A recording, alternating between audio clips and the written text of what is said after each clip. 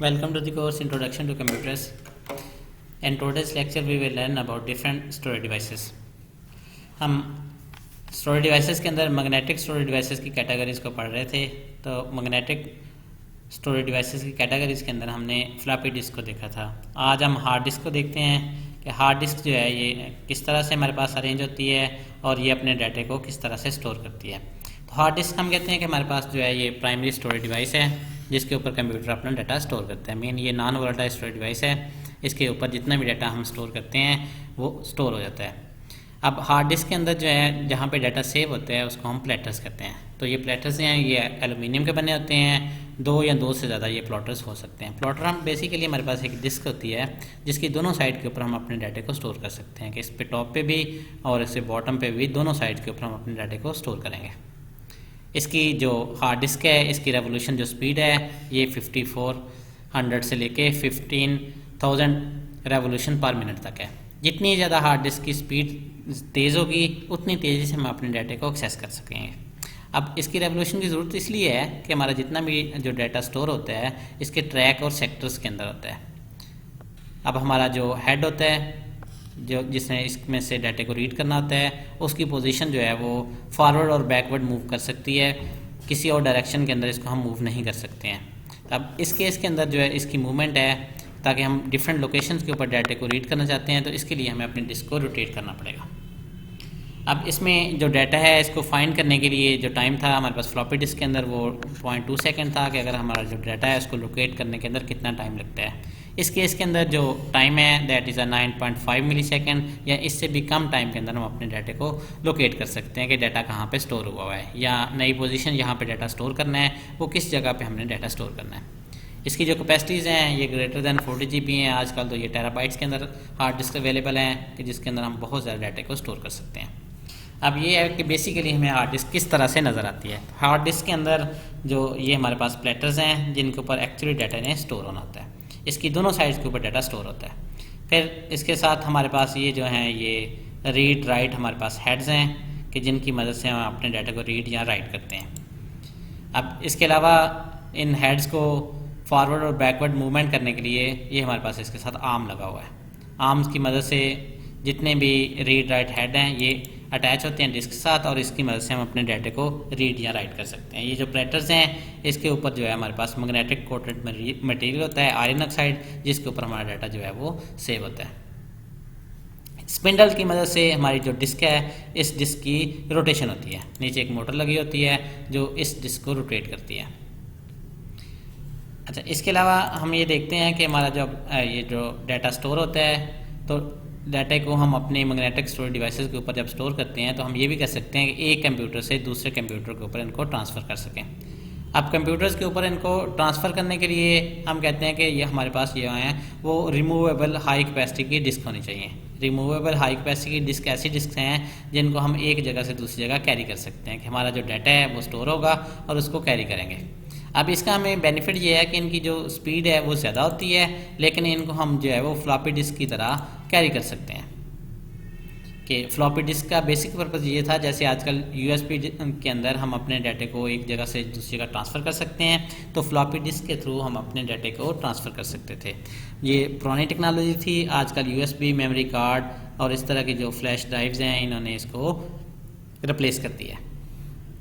इसके जो different variants हैं वो भी अवेलेबल हैं और इसकी जो जनरल हमारे पास वो कैपेसिटी है वो ज़्यादा होती है कि फ्लॉपी डिस्क से ज़्यादा इसकी कैपेसिटी होती थी कि 750 जो है वो मेगाबाइट डाटे को हम ट्रांसफ़र कर सकते थे। इसके अलावा एक और हमारे पास ऑप्शन है जिसके थ्रू हम अपने डाटे को एक जगह से दूसरी जगह ट्रांसफ़र कर सकते हैं तो उनको हम कहते हैं हॉट स्वैपेबल हार्ड डिस्क हैं। इनके अंदर जो हमारी जो कैपेसिटी होती है डाटा ट्रांसफ़र करने की वो ज़्यादा होती है और इसको कनेक्शन करने के लिए हम USB जो हमारा पोर्ट है इसके थ्रू अपने कंप्यूटर के साथ कनेक्ट कर सकते हैं। इससे जो नेक्स्ट हमारे पास है that is a tape drive. Tape drive हम कहते हैं कि ऐसी हमारे पास डिवाइसेस थी कि जिनके ऊपर हमने अपने डाटे को स्टोर इसलिए करना है कि अगर हमारी जो मेन हार्ड डिस्क है वो ख़राब हो जाए तो उसकी जगह पे इसमें जितना भी डाटा है इस डाटे को हम फ्यूचर यूज़ के लिए स्टोर कर लें ताकि अगर हमारी मेन हार्ड डिस्क ख़राब हो जाए तो इस यहाँ से हम अपने डाटा को रीड या राइट कर सकें। अगर हमने इनफ्रीक्वेंटली एक्सेस ऑफ डाटा है कि जहाँ पे सिर्फ हमें बैकअप के लिए ज़रूरत है कि अगर हमारी जो मेन हार्ड डिस्क है वो ख़राब हो गई तो यहाँ से हम अपने डाटे को रीड करेंगे। अब इसकी जो एक्सेस है that is a sequential access. हम ऐसी एक्सेस को कहते हैं कि जिसके अंदर हम 1 बाय 1 एक्सेस करते हैं कि जो एक्सेस है इस मैकेनिज़्म के अंदर हमने शुरू में एक्सेस किया फिर नेक्स्ट इस तरह से चलते चलते हैं। इस सिक्वेंशियल एक्सेस जो है ये स्लो होती है, इसमें हमें अगर वहाँ तक जाना है तो हमें थोड़ा टाइम ज़्यादा लगता है। जैसे हमारे पास जो पुरानी टेप्स होती थी तो टेप अगर हमने कोई सॉन्ग या किसी म्यूज़िक वगैरह को लिसन करना होता था तो वहाँ तक हमें रिवाइंड करना पड़ता था, उसमें टाइम ज़्यादा लगता था। आजकल जितनी भी डिवाइसेस हैं ये रैंडम एक्सेस हैं। रैंडम एक्सेस के अंदर हम एग्जैक्ट उस जगह के ऊपर एक्सेस कर सकते हैं। इसकी जो कैपेसिटी है टेप ड्राइव्स की जो बैकअप के तौर पे जनरली यूज़ करते हैं तो ये 200 जो जीबीज़ हैं इससे भी ज़्यादा है। हम ये थोड़ा देख लेते हैं कि ये इनसे क्या मुराद है। हमारे पास जो डाटा की बेसिक यूनिट्स हैं ये कौन कौन से हैं। तो डाटा जो हम जो भी डाटा स्टोर करते हैं तो इसकी जो सबसे छोटी यूनिट है that is a bit. Bit हम कहते हैं इसकी वैल्यू 0 या 1 हो सकती है। अगर हमारे पास 8 बिट्स हो जाती हैं तो हम कहते हैं कि हमारे पास जो है वो 1 बाइट है। अगर हमारे पास 1024 जो हैं वो बाइट्स हो जाएंगी तो हम कहेंगे कि ये 1 किलोबाइट है। अगर हमारे पास जो है वो 1024 किलोबाइट होंगे तो हम कहेंगे कि ये 1 मेगाबाइट है। इसी तरह अगर हमारे पास 1024 मेगाबाइट्स होंगे तो इसको हम कहेंगे कि 1 गीगाबाइट है। इसी तरह अगर हमारे पास 1024 जो गीगाबाइट्स हैं तो इसको हम कहेंगे कि 1 टेराबाइट है। अब ये जो इसकी जो जर्नल हमारे पास हैं कि नंबर ऑफ जो डाटा हम स्टोर करते हैं ये किस तरह से करते हैं। तो मिनिमम इसकी जो यूनिट है that is a bit. Bit को हम कहते हैं कि अगर हमने 8 बिट्स होंगी हमारे पास तो ये 1 बाइट बन जाएगी। इसी तरह अगर हमारे पास जो है 1024 बाइट होंगी तो हम कहेंगे 1 किलोबाइट है। अगर हमारे पास 1024 किलोबाइट होगा तो ये 1 मेगाबाइट बन जाएगा। अगर हमारे पास 1024 मेगाबाइट होगा तो हम कहेंगे 1 गीगाबाइट है। इसी तरह 1024 गीगाबाइट होगा तो हम कहेंगे 1 टेराबाइट है। ये हमारे पास बेसिक डाटा की जो स्टोरेज कैपेसिटी है ये किस तरह से होती है। इसके अलावा ये जो हमने जितनी डिवाइसेस पढ़ी इससे पहले ये हमारे पास मैग्नेटिक स्टोरेज डिवाइसेस थी कि इसमें जो है वो हम आयरन ऑक्साइड मटेरियल को यूज़ करते हुए अपने जो डाटा है उसको पॉजिटिव या नेगेटिव चार्ज की फॉर्म के अंदर स्टोर करते थे। इससे जो हमारे पास दूसरी टेक्नोलॉजी है that is a optical storage device. Optical storage device के अंदर हम लेज़र लाइट को यूज़ करेंगे और उसके अलावा जो ये जो लेज़र लाइट है या हमारे उस पॉइंट से रिफ्लेक्ट होगी या उससे रिफ्लेक्ट नहीं होगी। अगर तो वहाँ से रिफ्लेक्ट नहीं होगी तो हम कहेंगे कि यहाँ पे जो है वो 0 स्टोर है। अगर वहाँ से रिफ्लेक्ट हो जाएगी तो हम कहेंगे जी 1 स्टोर है। अब इसमें जो फर्स्ट है दैट इज़ अ CD रोम हमारे पास है। तो CD रोम के अंदर हमारे पास है कि compact disc. CD stand for compact disc और ROM stand for read only memory. अब जितने भी मोस्टली हमारे सॉफ्टवेयर्स थे जैसे विंडोज़ है या माइक्रोसॉफ्ट वर्ड है, पावर पॉइंट, एक्सेल है, VLC प्लेयर है, डिफरेंट तरह के गेम्स हैं, ये पहले जो हैं वो CDs की फॉर्म के अंदर आती थी। तो जो ये जो CDs थी इनमें से हम सिर्फ डाटे को रीड कर सकते थे, राइट नहीं कर सकते थे। उसके बाद इस तरह की CDs भी अवेलेबल हैं जिनमें हम अपने डाटा को रिकॉर्ड कर सकते हैं। इसके अंदर जो है वो हमारे पास जो है वो लेज़र बीम को हम यूज़ करते हैं। लेज़र बीम अगर हमारी रिफ्लेक्ट होगी तो हम कहते हैं कि जी बाइनरी 1 है। अगर रिफ्लेक्ट नहीं होगी तो हम कहेंगे जी हमारे पास जो है वो 0 है। अब इसमें जो डाटा हम राइट करते हैं ये जो हमारी CDs होती हैं इसमें डाटा राइट कैसे होता है। तो ये जो डाटा राइट होता है ये हम कहते हैं इन साइड से आउटसाइड की तरफ होता है कि मीन अगर ये हमारे पास एक हार्ड डिस्क है, सॉरी ये हमारे पास अगर CD है तो CD के ऊपर हमने डाटा को राइट करना है तो यहाँ से हम शुरू करेंगे, इन साइड से हम शुरू करेंगे, इन साइड से हम आउटसाइड की तरफ आते जाएंगे। अब ये जो CDs हैं इनकी हमारे पास रीड या राइट की स्पीड कितनी है। तो रीड या राइट की जो हमारे पास स्पीड है दैट वाज 150 किलो बिट्स पर सेकेंड। अच्छा, थोड़ी सी इसमें डिफरेंस ये है कि हमें कैसे पता चलेगा कि ये जो B है इसको हमने बिट पढ़ना है या हमने बाइट पढ़ना है। अगर हमारे पास ये B जो है ये स्मॉल के अंदर लिखा होगा तो हम कहेंगे B स्टैंड फॉर बिट्स है। अगर B कैपिटल के अंदर लिखा होगा तो हम कहेंगे कि यहाँ पे हमारे पास जो है वो बाइट्स हैं।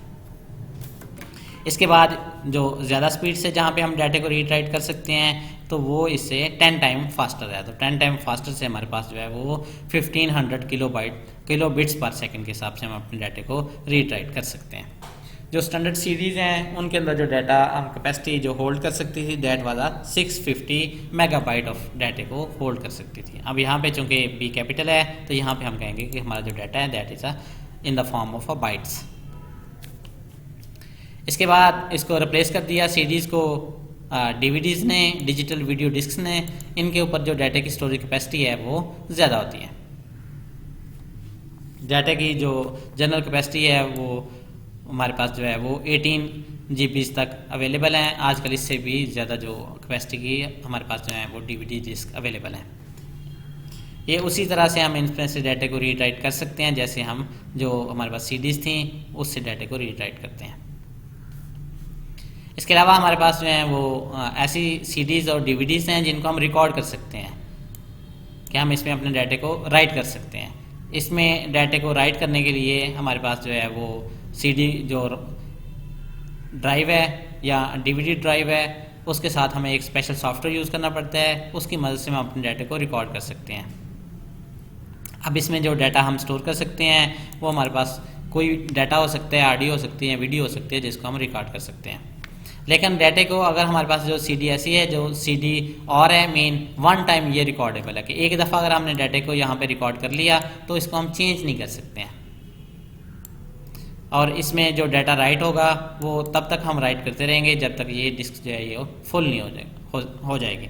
ये भी हो सकता है कि अगर हमारा डाटा थोड़ा है तो जितनी हमें रिक्वायर्ड कैपेसिटी चाहिए वहाँ तक डाटा को स्टोर कर लें, लेकिन इसमें जो रिकॉर्ड होगा वो वन टाइम होगा, एक से ज़्यादा दफ़ा इसमें डाटे को रिकॉर्ड नहीं कर सकते हैं। इसके जो नेक्स्ट वर्जन था दैट वाज CD-RW जिसमें हम जो है वो रिकॉर्ड भी कर सकते हैं और इसके अलावा हम जो है इसमें multiple time read write operation कर सकते हैं कि ये हमारी रीयूजेबल जो है वो सीडी डिस्क है, इसमें जितनी दफ़ा चाहें हम अपने डाटे को रिकॉर्ड कर सकें।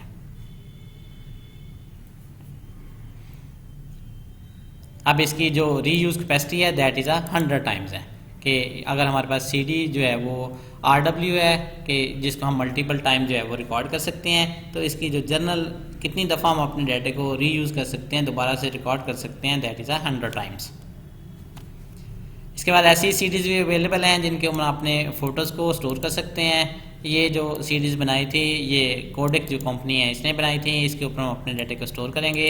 इसमें हम अपने फ़ोटोज़ को ऐड कर सकते हैं जब तक ये फुल ना हो जाए। मेन एक दफ़ा हम इसमें से थोड़ा डाटा रिकॉर्ड कर लेंगे, फिर नेक्स्ट हमें ज़रूरत होगी नेक्स्ट रिकॉर्ड कर लेंगे। इस तरह से हम अपने डाटे को रिकॉर्ड कर सकते हैं। लेकिन एक दफ़ा से जब हमने इसको रिकॉर्ड कर लिया तो दोबारा से पिक्चर जो हैं वो चेंज नहीं होंगी। इसके बाद हमारे पास है कि जो डीवीडी है रिकॉर्डेबल है जिसके ऊपर हम अपने डाटे को रिकॉर्ड कर सकते हैं। अब इसमें भी जो रिकॉर्डिंग है इसके डिफरेंट जो फॉर्मेट एग्जिस्ट कर सकते हैं कि हम अपने डाटे को रिकॉर्ड करना चाहते हैं किस फॉर्मेट के अंदर रिकॉर्ड करना चाहते हैं। ये जितने भी फॉर्मेट हैं ये स्टैंडर्डाइज नहीं है, मेन डिफरेंट कंपनियों ने जो डिफरेंट रिकॉर्डिंग के स्टैंडर्ड जो हैं वो बनाए हुए हैं।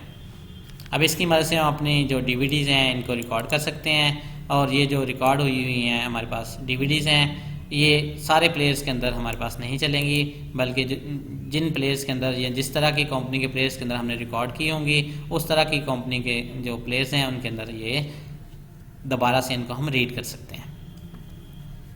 इसके बाद नेक्स्ट हमारे पास है डीवीडी रैम है। इसके अंदर हम कहते हैं कि ये हम रीयूजिंग हमारे पास है डीवीडी मीडिया को, जो जहाँ पे हमें अपने डाटे को स्टोर करना है तो हम मल्टीपल टाइम जो है वो स्टोर कर सकते हैं। ये भी हमारे पास स्टैंडर्डाइज नहीं है और ये भी सारे जो डीवीडी प्लेयर हैं उनके अंदर डाटे को प्ले नहीं करेगी, मीन वहाँ से हम अपने डाटे को रीड नहीं कर सकते हैं।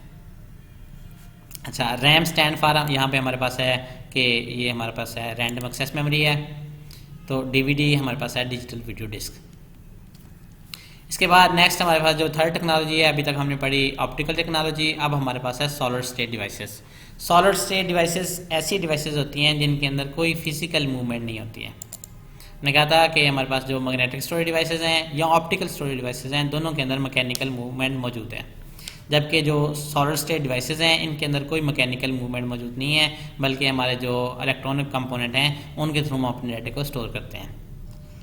अब यहाँ पे जो डाटा स्टोर होता है ये चार्ज की फॉर्म के अंदर होता है कि हमारे पास जो जहाँ पे चार्ज होगा हम कहेंगे 1 स्टोर है, जहाँ चार्ज नहीं स्टोर करेंगे हम कहेंगे 0 स्टोर है। इसमें कोई मैग्नेटिक या लेजर टेक्नोलॉजी यूज़ नहीं होगी और यहाँ पे हम अपने डिस्क को रोटेट नहीं करेंगे। मीन इसमें जो डाटा स्टोर होगा वो डिफरेंट आईसीज होंगे जिनके अंदर डाटा स्टोर होगा। इसमें मैकेनिकल मूवमेंट की या रीड राइट हेड की इस चीज़ की ज़रूरत नहीं है।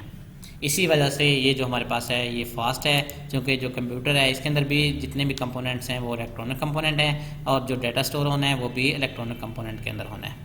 आजकल ये सॉलिड स्टेट डिवाइसेस जो हैं इन्होंने हार्ड डिस्क को भी रिप्लेस कर दिया है, या जो हमारी मैग्नेटिक टेप्स थी तो वो तो ऑलरेडी पहले ऑब्सोलीट हो चुकी हैं। तो ये डिफरेंट जो हमारे पास न्यू टेक्नोलॉजी आ रही है that is a solid state technology.